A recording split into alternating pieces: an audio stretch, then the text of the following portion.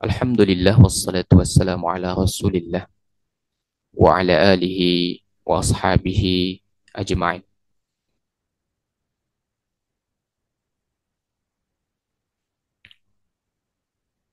Hadirin sekalian, kemudian kita masuk pada bahasan berikutnya, yaitu berkaitan dengan perbuatan-perbuatan haram, tidak memberi upah pada buruh, tidak memberi upah pada buruh.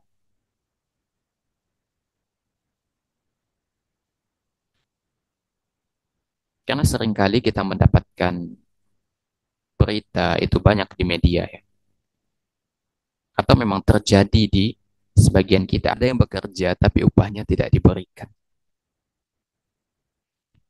Dan bosnya anteng-anteng aja gitu. Gajinya tidak dibayar pun tidak dikasih tahu apa alasannya.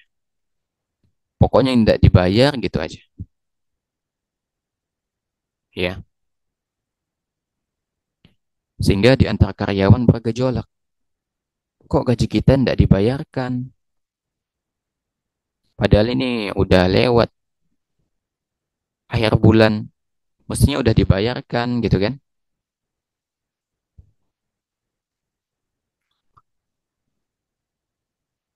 Atau misalnya ada kasus ya, ada seseorang yang menjadi agen, Anda tidak tahu apa istilahnya. Dia seperti menjadi orang yang mencari orang untuk bekerja, dan nanti ketika bos masa gajinya itu, yang pegang gajinya itu yang jadi agen itu. Jadi gajinya itu dari atas dikasihkan ke agen, tidak langsung dikasihkan ke karyawan, sehingga bosnya itu, agennya itu yang pegang gajinya. Dan itu banyak terjadi di mana rupanya agen itu ya membawa kabur gaji gaji karyawan itu, atau tidak dibayarkan sepenuhnya. Maka kezoliman ini bukan dari bosnya, akan tetapi dari agen yang membawa dia bekerja itu. Dan ini pernah Anda dengar juga sebagian dari eh, warga negara kita yang bekerja di Malaysia itu kan lewat orang ya. Katakanlah lewat pihak dari pihak orang kedua. Pihak pertama itu bos besarnya, pihak kedua itu adalah agen yang membawa dia. Jadi bos besar itu membayarkan kepada pihak agen, pihak kedua, dan gaji itu tidak langsung diberikan kepada pekerja pihak ketiga. Gaji itu diberikan dari bos pihak pertama ke pihak kedua. Dan biasanya gaji ini ditahan di pihak kedua, tidak langsung dikasihkan ke pihak ketiga. Dan parahnya itu, setelah uang itu dikasihkan ke pihak kedua, itu dipotong lagi oleh pihak kedua, oleh agen, baru dikasihkan ke pihak ketiga atau karyawan. Zolim ini. Yang zolim itu pihak kedua, bukan pihak pertama. Tapi kalau misalnya gaji itu sudah tidak dibayarkan dari pihak pertama, berimbas pihak kedua, apalagi pihak ketiga berimbas juga. Ya, maka ini salahnya dari pihak pihak pertama.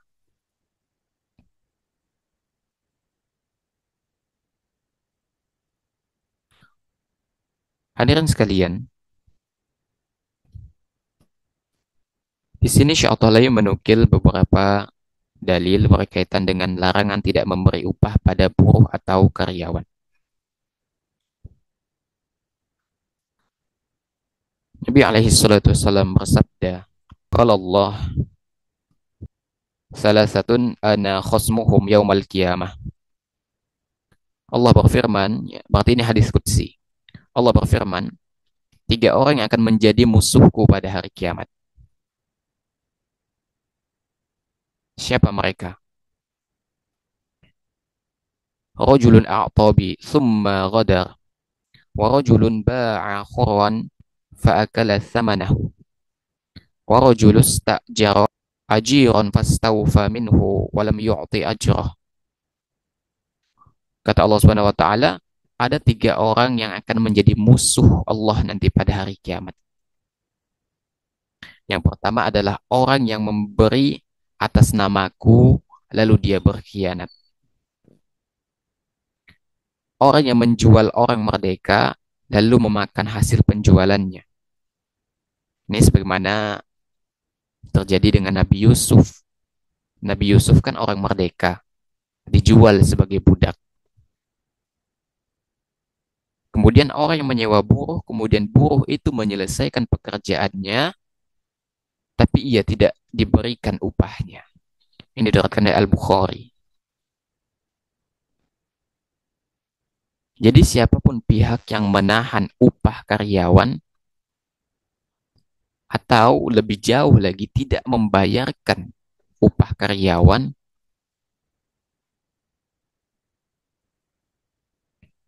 maka dia akan menjadi musuh Allah nanti pada hari kiamat.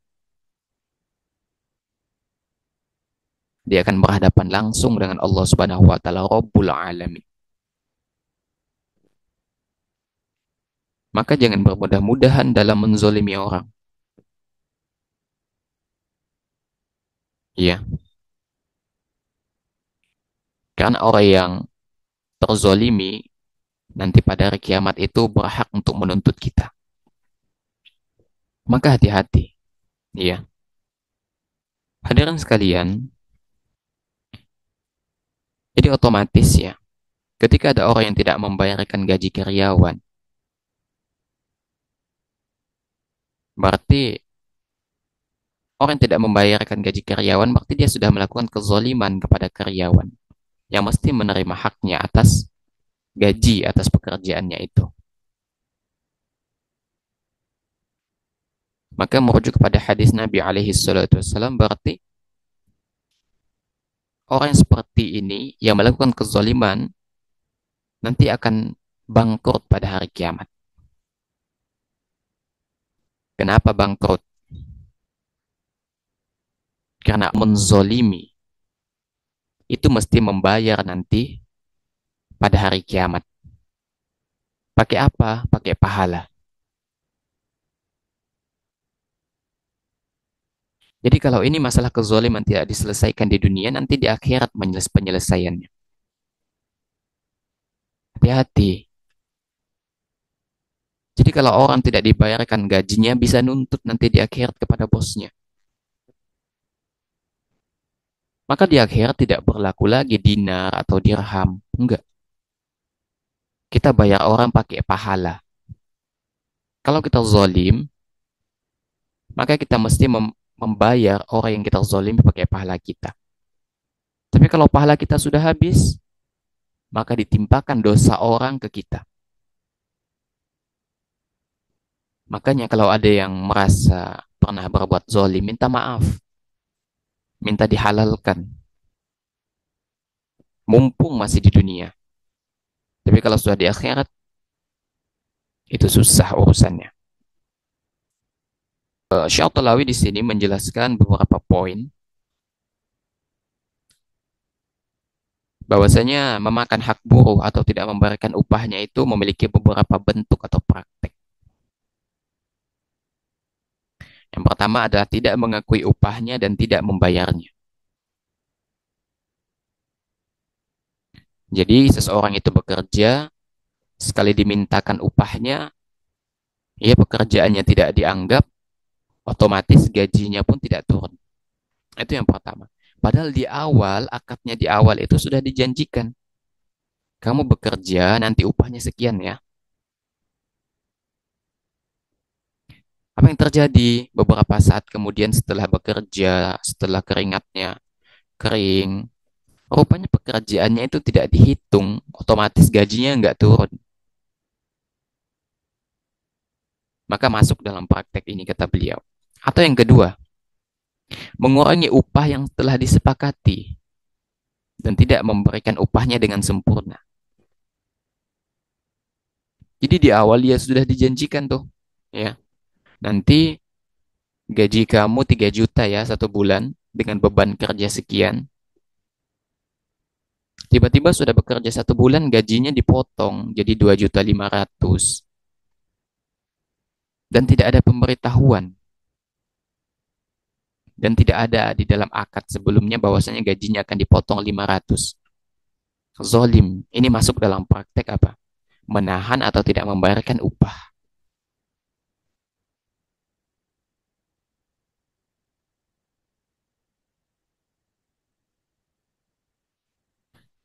Atau misalnya yang ketiga, ada kesepakatan antara,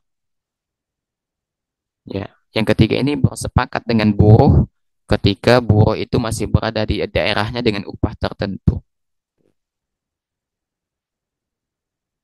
Jadi misalnya ada seseorang, ini bentuk yang ketiga, ada seseorang yang akan bekerja di perusahaan sawit misalnya, di Malaysia misalnya.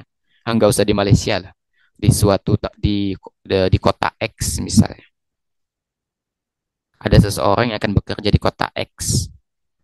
Ketika dia masih di desa, dia dijanjikan nih, ya, kamu silakan datang ke kota X, kamu pakai ongkos sendiri, pakai biaya sendiri, nanti kamu bekerja di kota X dengan gaji tertentu, sudah dijanjikan.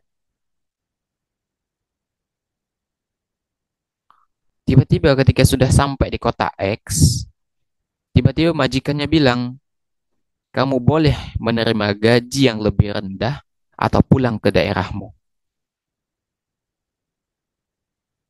Jadi awalnya itu ketika buruh itu berada di daerahnya, dia dijanjikan bosnya itu di kota X. Nanti gaji kamu 3 juta ya 1 bulan, tapi ke sini pakai ongkos sendiri. Setelah datang ke kota X, tiba-tiba bosnya bilang, silahkan kamu bekerja dengan gaji tidak sesuai dengan kesepakatan lagi. Ya. Tadi awalnya kan 3 juta. Tapi setelah sampai ke kota X, tiba-tiba bosnya bilang gajinya itu tidak bukan 3 juta, tapi di bawahnya lagi. Silahkan kamu ambil, tapi kalau kamu tolak ya silahkan pulang. Maka ini masuk dalam konteks ini. Masuk, ini zalim namanya. Atau misalnya ini yang sering terjadi, bentuk keempat, yaitu memberikan pekerjaan tambahan tanpa memberikan upah atas pekerjaan itu.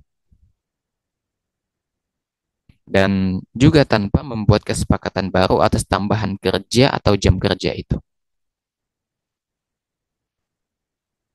Misalnya kita bekerja di sebuah perusahaan atau di mana saja lah. Di awal akad kita itu 3 juta, beban kerjanya itu misalnya hanya bersih-bersih. Hanya bersih-bersih di akadnya. Tiba-tiba ketika bekerja, dia disuruh motokopi, disuruh ngeprint,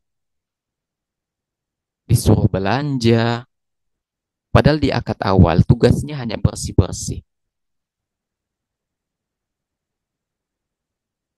Dan disepakati gajinya 3 juta hanya bersih-bersih. Tidak termasuk motokopi, tidak termasuk ngeprint atau belanja. Ini tidak termasuk, kecuali memang sudah disepakati di awal tadi. Tapi kan di akad awal itu tidak disepakati. Maka ini zolim namanya. Bos harus membayar atas pekerjaan tambahan yang diberikan. Kalau tidak, maka ini zolim namanya. Ini zolim namanya. Ya. Atau misalnya bentuk kelima, menunda-nunda pembayaran tanpa waktu yang telah disepakati tanpa sebab. Ya. Jadi kalau misalnya ada bos yang menunda-nunda pembayaran, ya, dan tidak ada konfirmasi kepada karyawan sebelumnya, apa sebabnya ditunda, apa sebabnya pembayaran itu belum tidak dilakukan pada waktu yang mestinya, ya, maka termasuk mengulur-ngulur pembayaran ini perbuatan yang tidak dibenarkan karena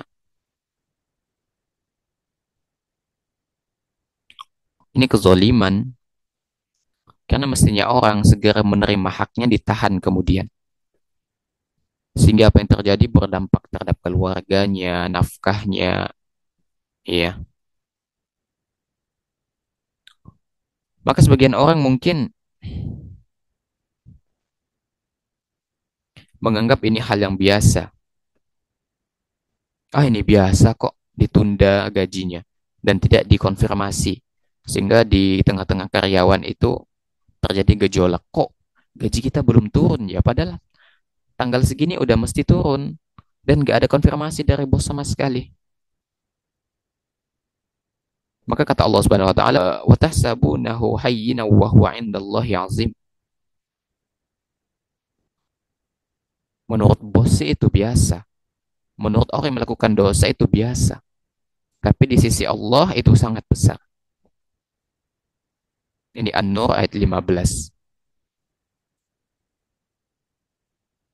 Jadi ketika kita membiasakan suatu kemaksiatan dan kita sudah terbiasa, oh, udah biasa kok. Di sisi kita kecil, tapi di sisi Allah itu besar. Iya.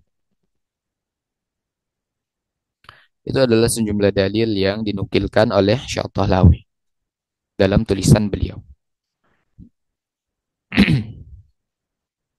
Hadirin dimulakan oleh Allah Subhanahu wa taala.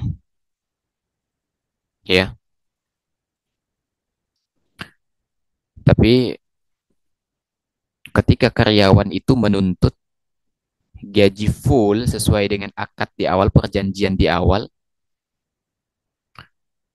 maka karyawan pun mesti juga melakukan pekerjaan dengan baik, harus amanah. Ya, harus amanah. Jangan sampai di akad perjanjiannya itu datang jam 7, pulang jam 3, kemudian karyawan seenaknya datang jam 8, jam 9, pulangnya jam 1, jam 2. Ini juga nggak amanah. Ini juga nggak amanah. Maka kalau karyawan itu datangnya telat-telat, halalkan gajinya dengan pulang agak ditelat-telatkan juga, agar waktunya seimbang. Kalau misalnya datangnya telat 30 menit, maka pulangnya pun ditelatkan 30 menit agar halal tuh gajinya. Agar halal gajinya. Jangan datangnya telat, pulangnya paling cepat. Diakatkan perjanjiannya jam 7 sampai jam 3. Datang jam 8, pulang jam 1.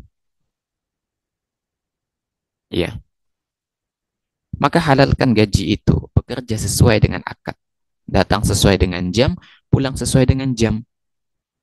Kalaupun datanya telat-telat, maka pulangnya pun telat-telat, bukan paling paling cepat.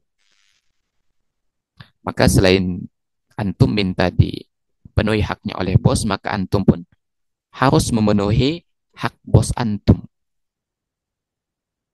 Ya. Nabi alaihi salatu wasallam bersabda, "A'tul ajrahu qabla an yajiffa arakuh." Kata Nabi, berikanlah upah kepada pekerja sebelum kering keringatnya. Ini diriwayatkan oleh Ibnu Majah. Ya, tapi ini dikembalikan lagi kepada perjanjian antara bos dan karyawan. Kalau disepakati misalnya gajinya turun tanggal 30 setiap bulan, maka tanggal itu sudah harus mesti turun. Sudah harus mesti turun. Karena sesuaikan dengan akad. Kalaupun telat, bos pun harus mengkonfirmasi. Kenapa bisa telat? Apa alasannya? Jangan anteng-anteng. Ini berkaitan dengan hak karyawan. Jika tidak ditunaikan, jatuhnya zalim.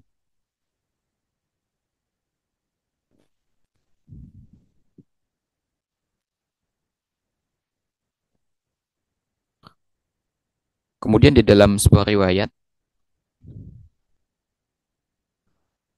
namun hadis ini dhaif ya. Tapi maknanya ini benar. Dalam riwayat ini disebutkan, yang diriwayatkan oleh Ahmad dan Al-Baihaqi, namun hadis ini dhaif. Disebutkan dalam riwayat, "Man zulama ajirahu ajrahu, kutibat alaihi khati'atan kadhibah." Barang siapa yang menzolimi seorang pekerja dengan menahan upahnya, maka dituliskan baginya dosa yang besar. Ini hadisnya dhaif, tapi maknanya benar. Bahwasanya kalau menahan gaji atau upah karyawan, maka itu dosa besar. Maka hendaknya para bos itu perhatikan baik-baik hak karyawan, dan karyawan perhatikan betul hak dari bosnya. Jangan sampai di antara mereka itu saling melalaikan antara kewajiban dan haknya. Makanya bos juga tidak boleh ya, jangan sampai menzolimi karyawan, dan jangan sampai saling merugikan. Bos merugikan karyawan, karyawan merugikan bos. Harus sama-sama menjalankan kewajibannya, sehingga hak yang diterima itu menjadi halal. Makanya Allah Subhanahu wa taala mengatakan apa? Wala tabkhasun nasa asya'ahum. Janganlah kamu merugikan manusia terhadap hak-hak mereka. Ini Al-A'raf ayat 85. Jadi, bos itu jangan sampai menzolimi atau merugikan karyawan, dan karyawan pun jangan sampai menzolimi bosnya dengan masuk kerja tidak sesuai akad. Parahnya minta haknya itu dipenuhi, tapi hak bosnya itu dia abaikan. Ya, jadi sebagai bos, sebagai orang yang mempekerjakan orang, perhatikan baik-baik ya berkaitan dengan beban karyawan, berkaitan dengan gaji karyawan, jangan sampai menzolimi karyawan, dan bos dan karyawan pun jangan sampai menzolimi bosnya. Ya, dan ingat ya untuk para bos, untuk orang yang mempekerjakan orang, bahwa karyawan itu hanya diperbolehkan dalam syariat kita bekerja sesuai dengan kapasitas yang sudah disepakati. Kalau diberikan kerjaan tambahan sehingga karyawan itu mengerjakan di luar bebannya, atau istilah lainnya itu ada karyawan yang lembur biasanya ya, lembur, maka diberikan gaji tambahan. Dan setahu anak ya ada gaji tambahan biasanya untuk orang yang lembur biasanya, yang anak tahu ya. Ya, makanya karyawan itu jangan bolos-bolos. Ya, karyawan itu jangan bolos, termasuk guru ya, atau dosen itu kan sudah ada perjanjian akad jadi awal, datang jam berapa, pulang jam berapa, beban ngajar itu berapa jam. Itu mesti dihalalkan dengan memenuhi hak-hak itu. Jangan sampai gajinya itu bermasalah dari sisi kehalalan.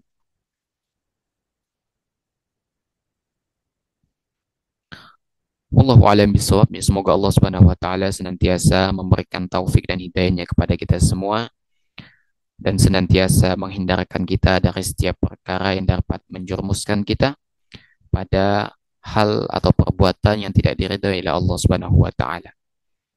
Yang benar datangnya dari Allah Subhanahu wa taala, yang keliru datangnya dari anak pribadi. Allah dan Rasulnya tentu terlepas dari kekeliruan itu. Taib. Wallahu a'lam bishawab.